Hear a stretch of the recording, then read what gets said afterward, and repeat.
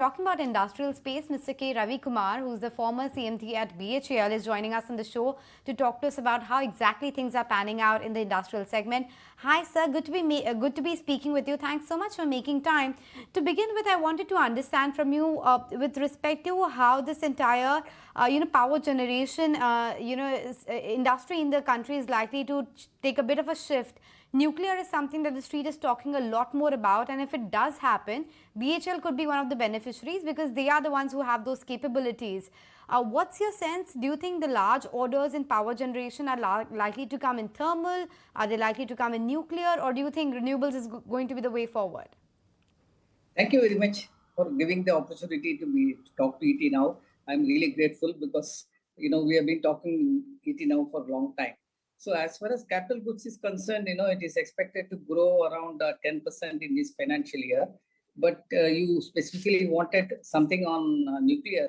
As far as nuclear is concerned, there are a few companies in the world. That is, one is Rosatom, another is Westinghouse, another Westinghouse Toshiba, another is Ariva. So they are the companies which are there. Now I've seen in US that they have come out with a single module for both civil as well as balance of plant, conventional portion. So that is about 1,600 megawatt. If India goes for that size, 1,600 megawatt each, this one, that will be good. Nuclear Power Corporation, they have to take some efforts.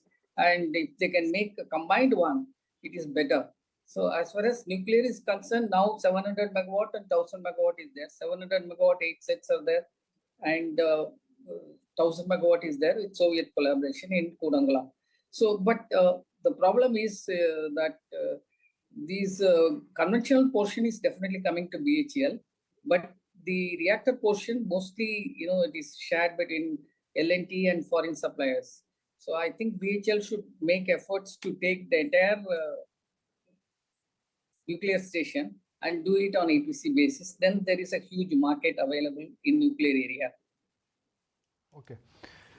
There is want to talk more on thermal sector. As far as thermal sector is concerned, there is a good amount of, as I have been telling, the base is always thermal. Even though if you are having the gas, then if you are having hydel, if you are having wind and solar, they can contribute only to 25% of the capacity. As far as solar is concerned, because it is coming only for 5 hours in a day. So it is, unless there is a battery storage, it is difficult to have more than 20% is difficult to have. So thermal stations are definitely going to be in the next 2-3 years. As far as I know, from on April 1, there was a 14,300 megawatt in the central sector and 6,360 megawatt in state sector. Totally about 20,000 megawatt it was on the pipeline. So even if you keep about 5 crore to 6 crore per megawatt, it is translating to order book of 1 lakh to 1.2 lakh crores. So that is the scenario available as far as thermal is concerned. Thermal is also dependent a lot on what the government commitment towards energy sector is. The government commitment now seems to be moving towards renewable and not towards thermal. If one looks at what Philip, the solar industry is getting, nuclear sector is getting, what wind sector is getting, is it safe to assume that the government wants power capacity to go higher, but they want other sources of energy to come forward first? As I told earlier, see the solar and all that, they can contribute only about, we made a study with the Central Electricity Authority, without much disturbing the grid, they can contribute to 20 to 25% of the total grid capacity. Beyond that, unless the battery storage, the battery becomes very affordable, it is very difficult that the solar sector will outshine 25 to 40 if you want to make on the grid capacity. There must be a definite trend towards battery innovation. But what is happening in capital goods sector is a lot of money is going for land acquisition and also working capital. So not much on innovation is being spent. So what is required is a good battery system so that most of the battery manufacturers, if there is a battery storage, then solar capacity can go to 30 to 35% of the grid capacity. Wind is only for 5 months, that is from April 15th to September 30th.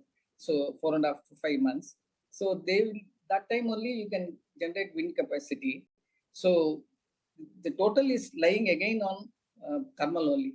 As I told already, there is a project report prepared and ready for execution, ready for tendering is around, as of April 1 is about 20,000 megawatt of thermal power, because government has realized that more than as a base load, solar cannot serve. So they should go for thermal. So there is already a 20,000 megawatt, as I told, 14,300 megawatt from central sector and 6,360 megawatt from other sectors, state sectors. Private is not coming much in a way, maybe 2,000 to 3,000 megawatt. So totally there is a huge demand as far as thermal is concerned still in the next 2 years. But as you said, in the longer run, probably solar will take over.